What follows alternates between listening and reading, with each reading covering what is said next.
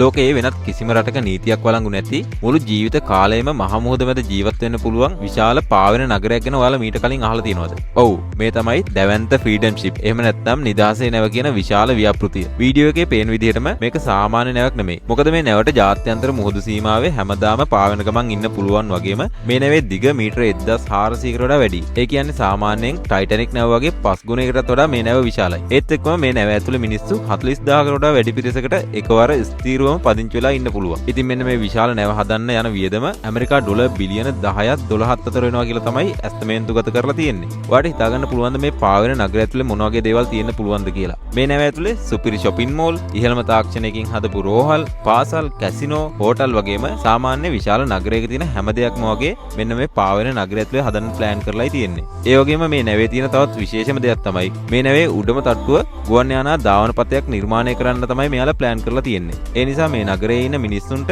ඕනම වෙලාවක තමන්ගේ පෞද්ගලික ගුවන් යානයක් පාවිච්චි කරලා ලෝකයේ තියෙන ඕනම රටකට ඉතාමත් ලේසියෙන් ගිහිල්ලා එන්න පුළුවන්. මුළු ලෝකෙ වටේම යන ගමන් හැමදාම අලුත් දේවල් දකින්න පුළුවන් වගේම වෙනත් කිසිම රටක නීතියකට අයිති නැති මේ වගේ පාවෙන නගරයක දිගටම ජීවත් වෙන්න අවස්ථාවක් ලැබුණොත් ඔයාගේ තීරණය මොකක්ද කියලා පහලින් කමෙන්ට් එකක් දාගෙන යමු.